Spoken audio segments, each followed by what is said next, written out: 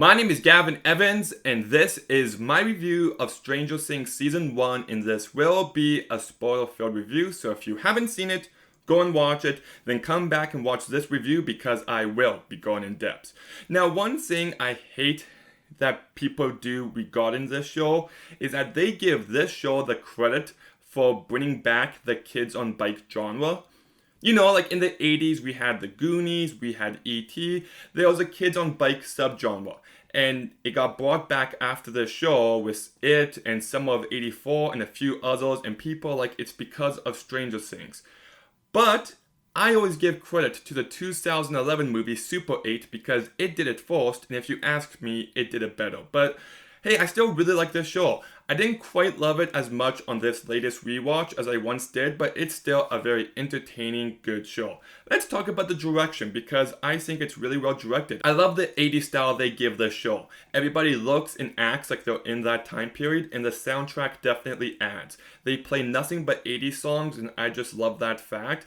There's like one scene early on where Steve opens the door to his place and Raise a Little Hell's playing, and I just think that's a great little moment. And I also like the music. It has that synth sound to it, so it adds a lot to the atmosphere.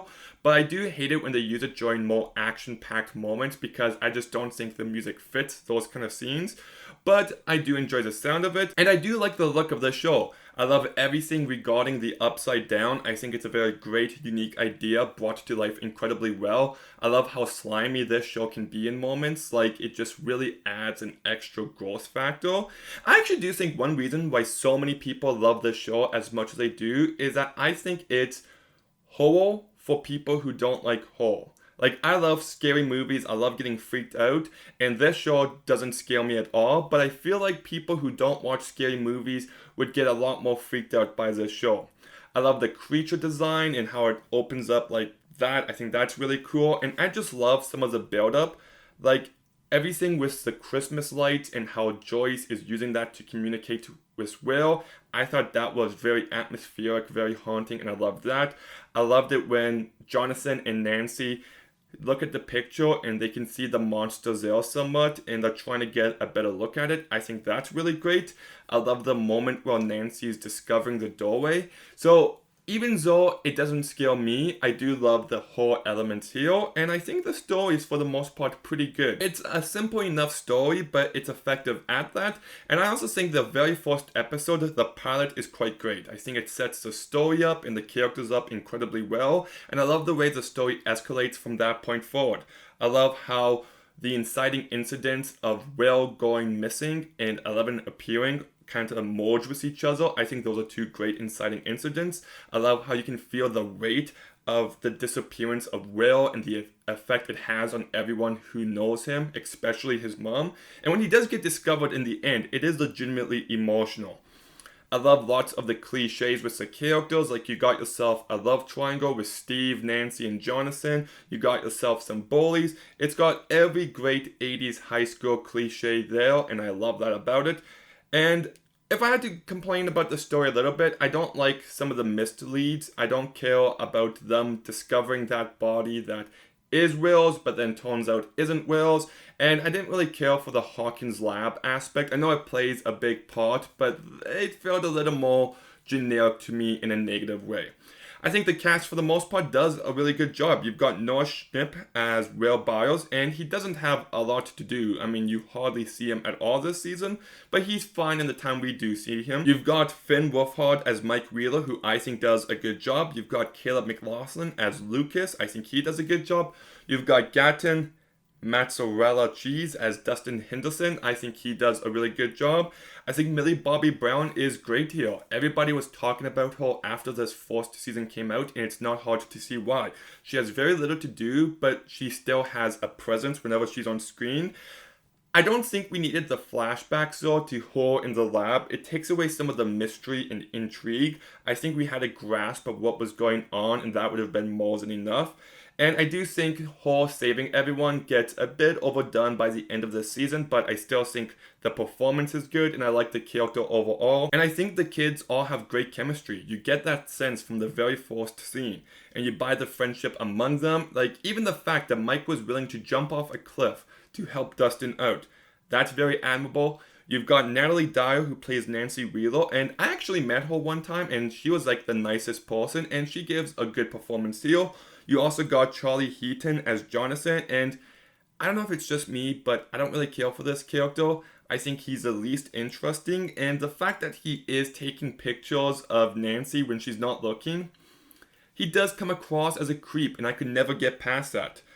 So the show wants me to root for him and Nancy to end up together, but I never was. Like Steve, he's definitely flawed, but you can see that by the end of the season that he's actively trying to be better, and I liked watching him on that journey. In fact, I would say Steve is the one character who goes through an arc, which I'll touch on a bit more in just a sec. Like, out of all the characters, if you look at who they are at the start of the season and who they are at the end, he has completely changed. He's changed what he wants to prioritize in life. He shows legitimate growth. And the fact that he comes back to save Nancy and Jonathan is a really good character moment, and I think Joe Keery plays him incredibly well. You've got Winona Ryder, who I just loved in the 80s and 90s. Like, I think she's good in Reality Bites. I think she's great in Beetlejuice and Edward Scissorhands. And Hazel, she's really good in. So I've always been a fan of her, and I think she's great here. I think she gives a really great performance, and she brings lots of the emotional weight of this season. Like, so much of this season relies on her performance, and she pulls it off incredibly well. Then you've got David Harbour as Hooper, and I think he does a great job. He doesn't have a lot to work with, but he does bring lots of personality to him. Then you've got Shannon Purcell as Bob, who I just found to be pretty bland. Like, when she dies, I just felt nothing, and nobody even really reacts to it. They try to correct that in season 2, and I'll touch on that then, but not a fan. Then you've got Randy Havens as Mr. Clark, and I don't think anyone really talks about him, but in the short time he's in this season, I think he's really good. He kind of reminds me of Henry, though, in Wet Hot American Summer, but I thought the character was very likable, and I think Randy gives a really good performance. So the cast is good for the most part. Some performances are better than others, like I would say Winona Ryder, David Harbour, and Millie Bobby Brown give the 3 best performances, but everyone's able to bring a certain level of charm that keeps the show entertaining. But that said, like I already said, there's almost no character arcs in this season with the exception of Steve. Like, I prefer stories where the characters push the story forward, and we don't get much of that here. The story kind of just progresses for the sake of it.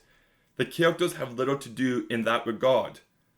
And I think when you look at the end, almost none of the characters change. Like, there's a scene early on where they're all playing Dungeons and Dragons, and if you watch the last scene where they're doing the exact same thing, nothing has really changed. Everything that happened this season felt like it didn't really impact the characters in a meaningful way. Like, I feel like they could have touched on ideas like the loss of innocence, or just trauma and depression and things regarding that, but you don't really get that by the end. By the end, it all kind of just feels so inconsequential. It kind of feels like a filler season, and this is the first season.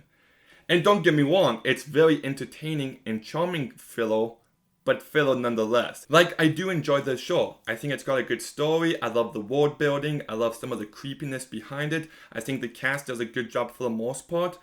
But just the way everything comes together at the end, it doesn't leave you with much impact.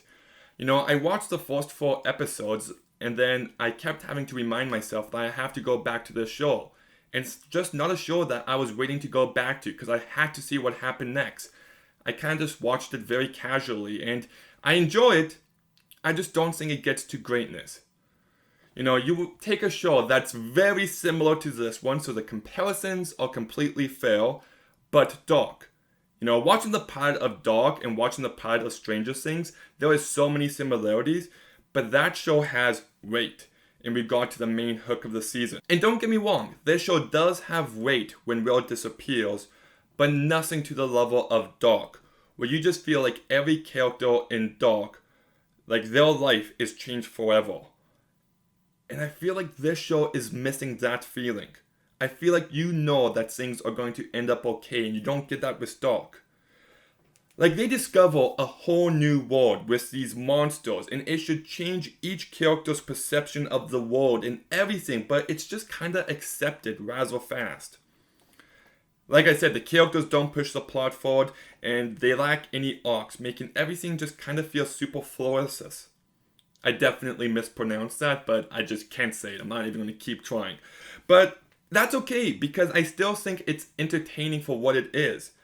It sets up the characters in the world very well. It's got a nice creepy atmosphere. I love the 80s nostalgia. It's well directed. And it's got enough charm and excitement for me to say it's a damn solid season of television.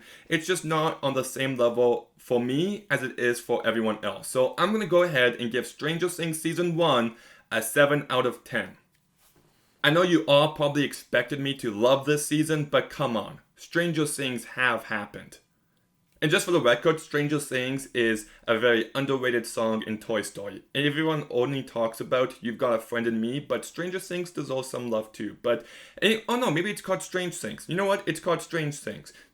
You know what? It's just one letter. It still counts. I was close enough. Anyways, what was I saying? Right.